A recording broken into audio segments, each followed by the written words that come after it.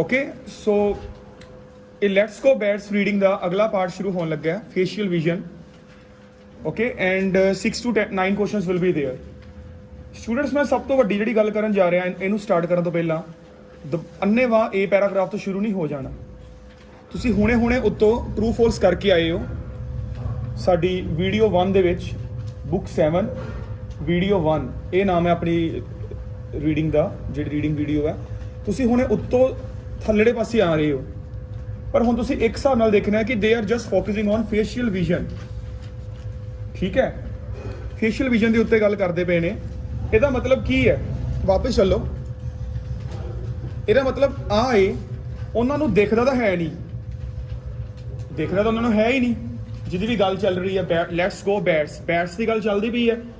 They are ਰਿਲਾਈਂਗ on sensors ਉਹ ਕਿਹਦੇ ਤੇ ਰਿਲਾਈ ਕਰਦੇ ਆ ਸੈਂਸਰਸ ਦੇ ਉੱਤੇ ਮਤਲਬ ਇਕੋਸ ਦੇ ਉੱਤੇ ਤਰੰਗਾਂ ਜਿਹੜੀਆਂ ਉਹਨਾਂ ਨੂੰ ਤਰੰਗਾਂ ਮਿਲਦੀਆਂ ਤਰੰਗਾਂ ਦੀ ਗੱਲ ਹੋਈ ਹੈ ਇਕੋ ਲੋਕੇਸ਼ਨ ਦੀ ਜਿਹਨੂੰ ਐਕੋ ਲੋਕੇਸ਼ਨ ਆਪਾਂ ਕਵਾਂਗੇ ਇਹਦੇ ਉੱਤੇ ਗੱਲ ਹੋਈ ਹੈ ਸੋ ਡੀ ਔਰ ਈ ਆ ਦੋ ਪੈਰਾਗ੍ਰਾਫਸ ਦੇ ਵਿੱਚ ਆਨਸਰ ਪਿਆ ਹੋਊਗਾ ਫੇਸ਼ੀਅਲ ਵਿਜ਼ਨ ਦਾ ਠੀਕ ਹੈ ਇਸ ਤੋਂ ਪਹਿਲਾਂ ਕਿ ਤੁਸੀਂ ਸਟਾਰਟ ਤੋਂ ਸ਼ੁਰੂ ਕਰ ਦਿਓ ਤਾਂ ਹੀ ਬੱਚੇ ਦਾ ਟਾਈਮ ਨਹੀਂ ਕਵਰ ਅਪ ਹੁੰਦਾ ਠੀਕ ਹੈ ਸੋ ਫੇਸ਼ੀਅਲ ਵਿਜ਼ਨ ਦੀ ਗੱਲ ਹੈ ਕਿਸ ਤਰੀਕੇ ਨਾਲ ਗੱਲ ਹੈ ਆ ਦੇਖੋ ਹੁਣ ਤੁਸੀਂ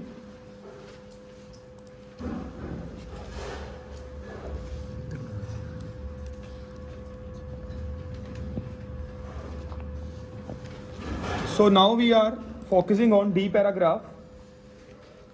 and they are saying in fact the sensation is more similar to the way in which pain trauma ठीक है so blind people report that blind people ਦੀ ਗੱਲ ਮੈਨੂੰ ਹੁਣ ਤੱਕ ਯਾਦ ਹੈ ਮੈਂ D paragraph ਚ ਪੜ੍ਹ ਕੇ ਆਇਆ ਹੋਇਆ blind people ਬਾਰੇ facial vision ਵੀ ਮਿਲ ਗਿਆ ਆਪਾਂ ਨੂੰ ਜੀ so ਇਹਦੇ ਸਾਰੇ ਦੇ ਸਾਰੇ ਆਨਸਰਸ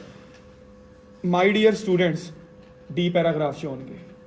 ਇਹ ਸਾਰੇ ਦੇ ਸਾਰੇ ਆਨਸਰ ਡੀ ਪੈਰਾਗ੍ਰਾਫ ਦੇ ਵਿੱਚ ਹੋਣਗੇ ਕਿਉਂਕਿ ਆਪਾਂ ਨੂੰ ਹੈਡਿੰਗ ਹੀ ਸਾਰੀ ਮਿਲ ਗਈ ਬਲਾਈਂਡ ਪੀਪਲ ਵੀ ਮਿਲ ਗਏ ਫੇਸ਼ੀਅਲ ਵਿਜ਼ਨ ਵੀ ਮਿਲ ਗਿਆ ਆਪਾਂ ਨੂੰ ਸੋ ਉਹਨੇ ਕੀ ਕਿਹਾ blind people report that so called facial vision is ਕੰਪੇਅਰੇਬਲ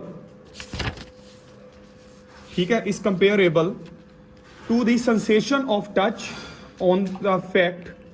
on the face sorry in fact the sensation is more similar to the way in which pain from a dash arm or leg might be felt ਕਹਿੰਦਾ ਉਹਨਾਂ ਹੁਣ ਉੱਤੋਂ ਨਹੀਂ ਪੜਨ ਦੀ ਲੋੜ ਹੈਗੀ ਬਸ ਬੱਚੇ ਇੰਨੀ ਕੁ ਗੱਲ ਪੜੋ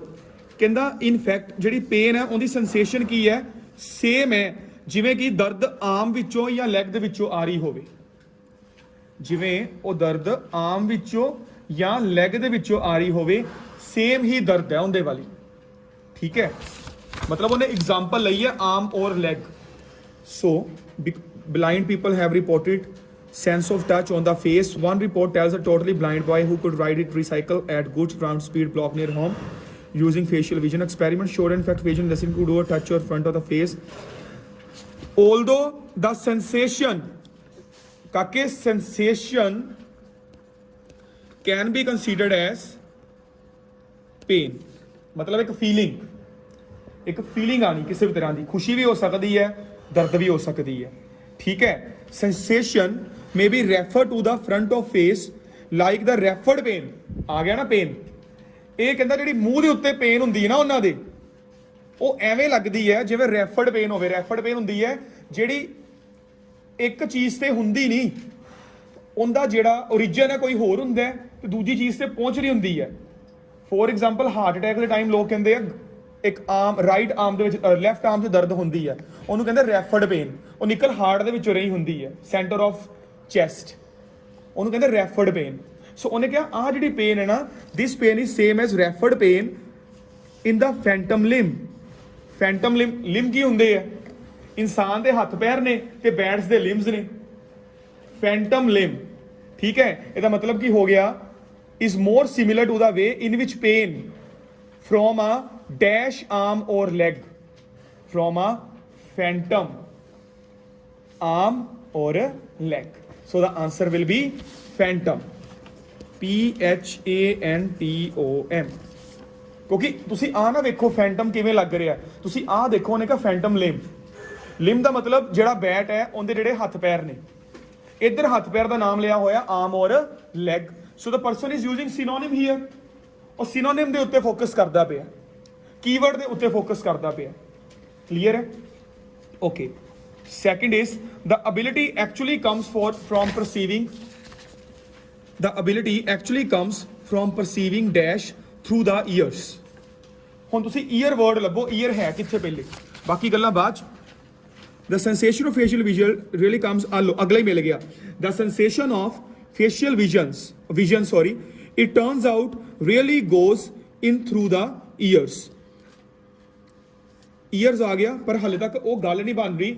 ਉਹਨੇ ਕਿਹਾ the ability actually comes from perceiving dash through the ear perceiving ਵਰਗਾ ਵਰਡ ਨਹੀਂ ਮਿਲਿਆ ਆਪਾਂ ਨੂੰ ਪਰਸੀਵਿੰਗ ਹੁੰਦਾ ਏ ਕਿ ਤੋ ਉਸ ਚੀਜ਼ ਨੂੰ ਪਰਸੀਵ ਕਰਨਾ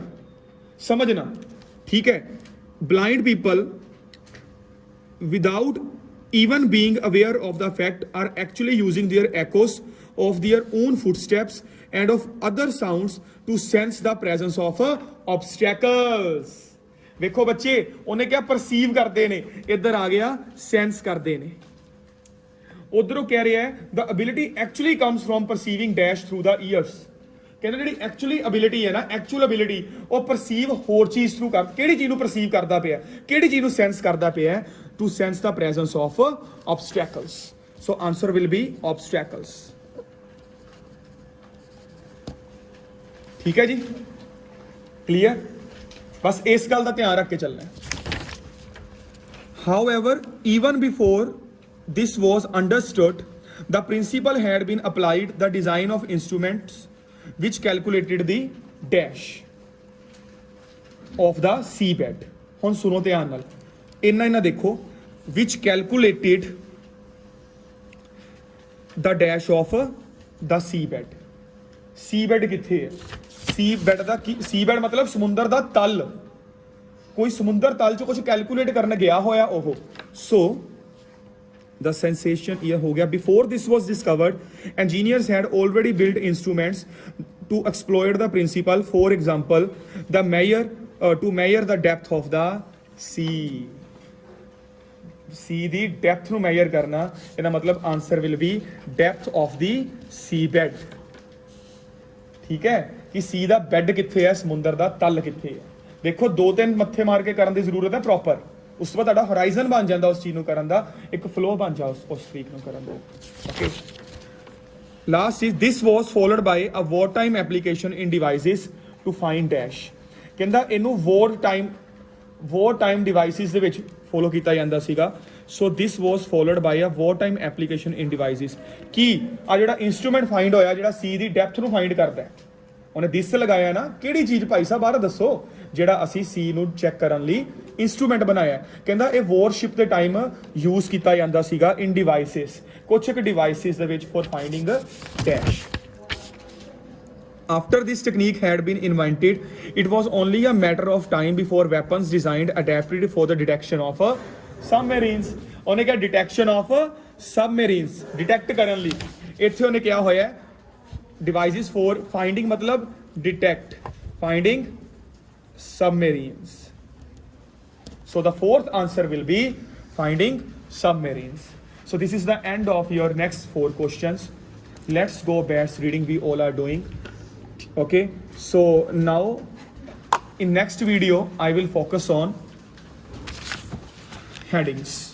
ਇਸ ਤੋਂ ਬਾਅਦ ਮੈਂ heading ਨਹੀਂ sorry blanks next video ਦੇ ਵਿੱਚ ਮੈਂ blanks ਬਾਰੇ ਗੱਲ ਕਰਦਾ so please refer to our next video to get knowledge about blanks.